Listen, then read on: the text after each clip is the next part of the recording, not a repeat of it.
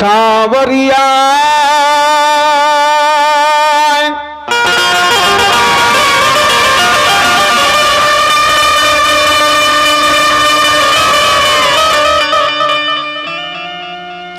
हे सावरिया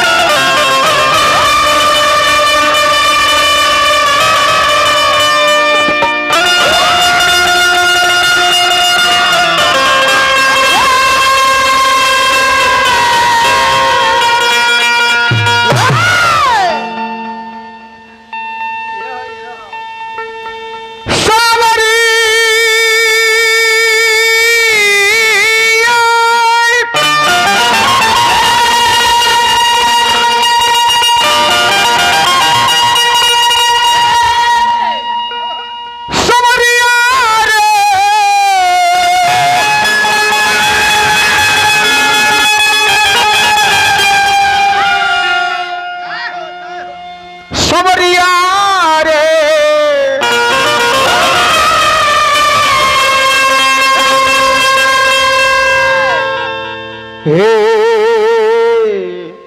सावरिया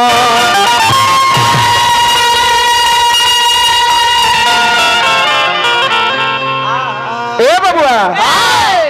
चले कब हमनी को परिवार में ओह दरबार में जौना दरबार से हमनी के शिक्षा मिलेला उ दरबार के कर राम जी के कृष्ण जी के भोला बाबा के केकर परिवार हो लड़का कल उसकी माई अरे माई सरगा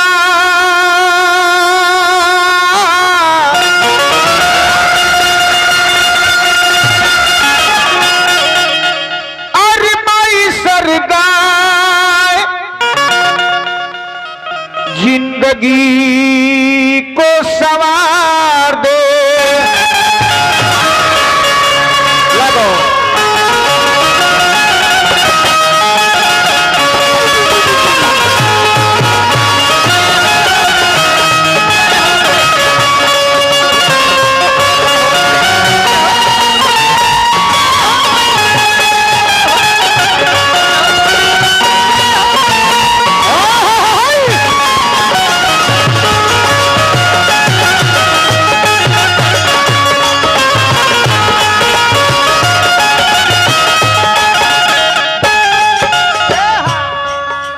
बबुआ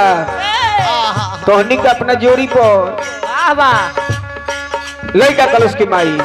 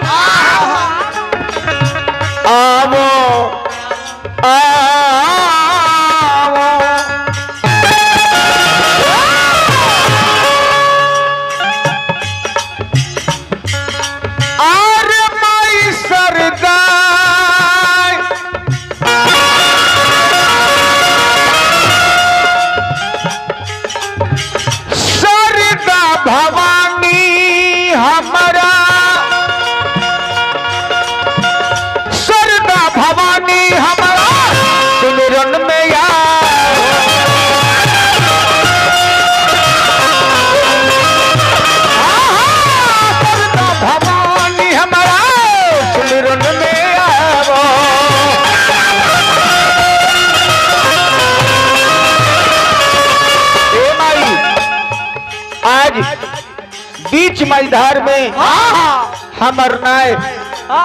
परल दिया डूबा देबू तो तोहरे डूबी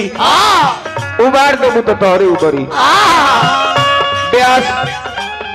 भाई हमारा मुकेश लोथा जी के मंडली से सैकड़ों सैकड़ों रुपया का पुरस्कार है। जहाँ भी रही ना खुश रही राजा बन के राज करी।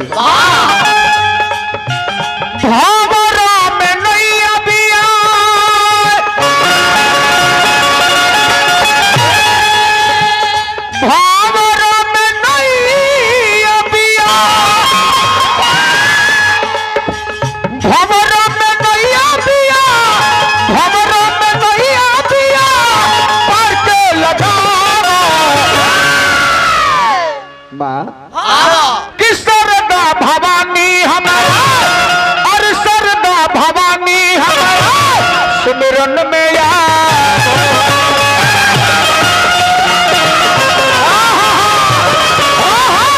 सरदा भवानी हमारा सुमिरन में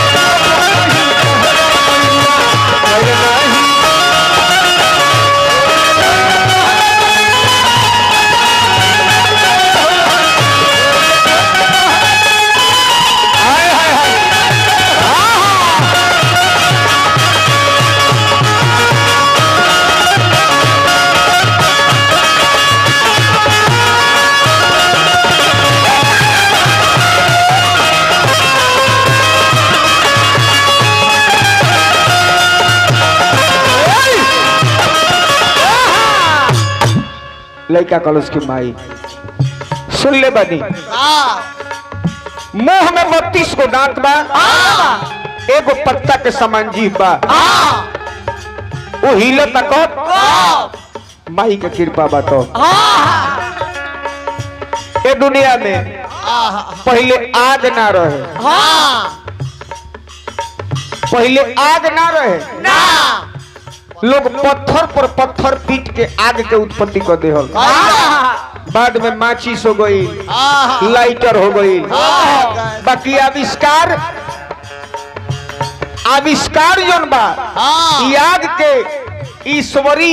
आविष्कार हो जौन दुनिया में हो गई पानी जौन बा ई धरती में पानी ही पानी रहे लड़का कलश की माई तेरे मुर्खी मारे भैया लड़का कलश की माई रौरा भी न मर चुके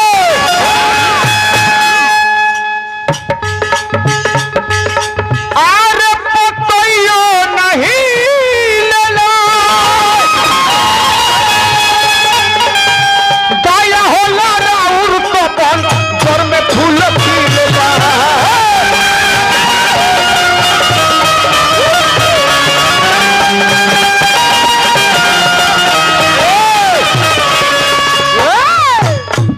यही बात के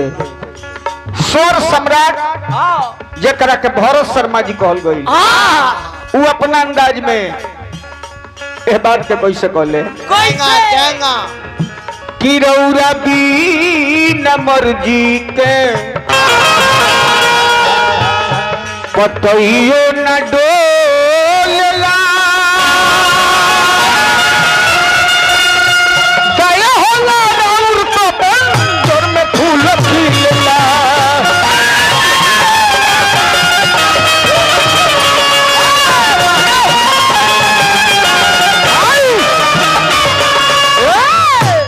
ए माई लोग कहला कि संतोष व्यास गवैया हमें बाकी नाम आई ना हमरा गावे के लूर बा ना ही बजावे के लूर बा ई तोहरे माया हो जे ई गाड़ी 10-12 दिन पे एक दिन चलती है गावे के ना लूर हमरा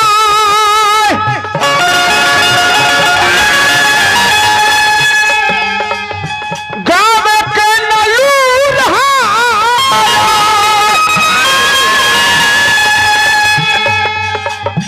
गावे के ना लूर हमरा गावे के ना लूर हमरा कीर्तन गवाओ माई गावे के नलूर हमरा कीर्तन गवाओ कि सरदा भवानी हमारा अरे सरदा भवानी हमारा सुमिरन में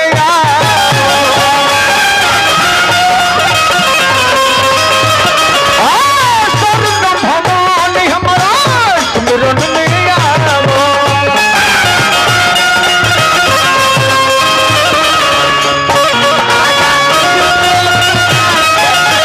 आजा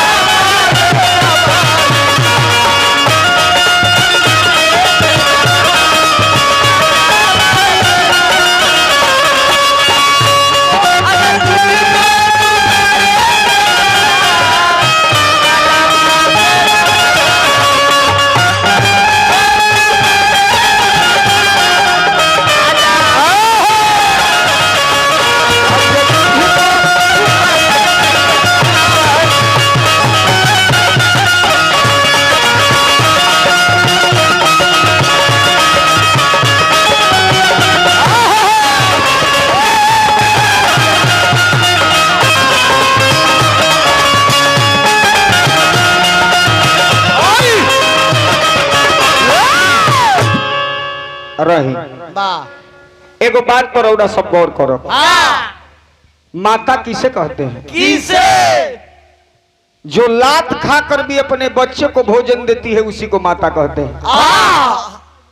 जब बाबू भला तनी शांत रही सबे लड़का जन्म लेवेला तो माई एगो स्तंभ ओकरा मुंह में धरा देवेली। जे खारा बा रउरा सब भई इतना खाली बा बढ़ जाए के भैया देखी जे बैठ के सुनेला वो होशियार हो। जे बैठ के सुनेला वो होशियार हो। बबुआ हो बहरे बहरे जे बहरे बहरे रहो जे सूत के सुनेला वो बड़का समझदार हो। आज जे समायना के बहरे बहरे सुनेला वो बड़का होशियार हो। अब के कर चप्पल लेके झटक के भाग जाई कोनो ठीक नहीं के। वो कीर्तन सुने थोड़े आई बड़े वो टिकावत रे चलो ही के बारे टिका ले बड़े कौन से चलती में का लेके घरे चले। वो अगर ये समझ ले पर हमनी के जाना था नहीं जा पहले जब हमनी का लड़का रो नहीं जानू तो हमनियों के पहले घूमे खातिर जाही जगती। तो बबुआ गांव के जितना समाज में 10 गो भैया लोग जाला तो में एगो न एगो बिगड़ल जरूर हुई। 10 जना संगतिया कान पर हाथ धक चली हैं तले उ जोन चोरावा जोन बा वही में के उ चलते रही चारों ओरी ताकत रही। इ लोग खरे बतल के भाई आवत नहीं 2 मिनट में 2 मिनट उ आवत नहीं खे जाता आ वजह से जाई तो फिर उ घर ही भेटाई रास्ता में भेटना लड़का दोस्त के माई गीता रामायण नौरी आर रचलू पुराण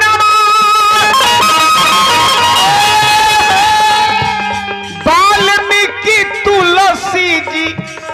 कोइले बाखानवा सब तू ही करेलू सब तू ही करेलू। बाकी नाम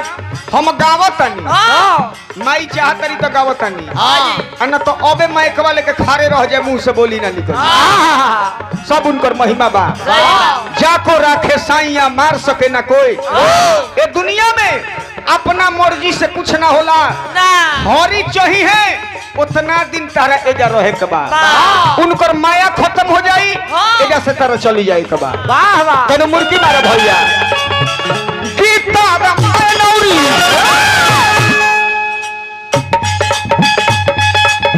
आर रचलू पुराणवा वाल्मीकि तुलसी जी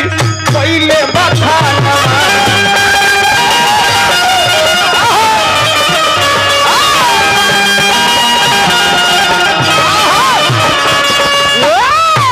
ए माई एक गीत करे चैता माननीय हमारा गुरु गुलाब शर्मा जी गीत के लिखल है। अरे शर्मा गुलाब जी के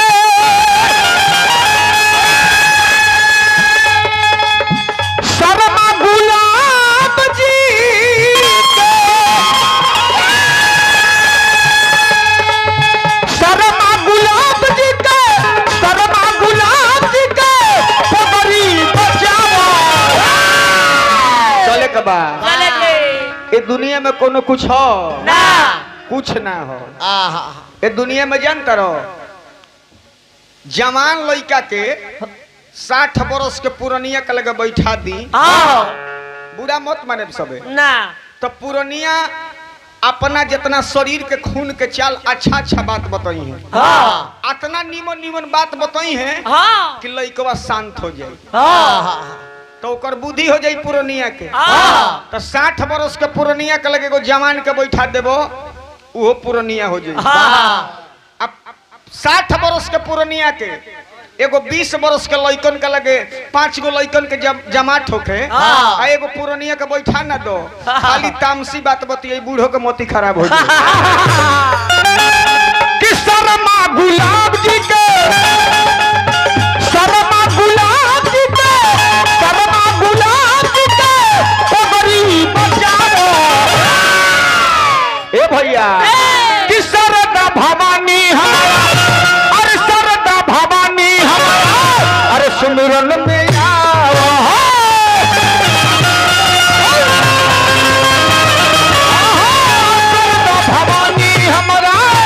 आयरन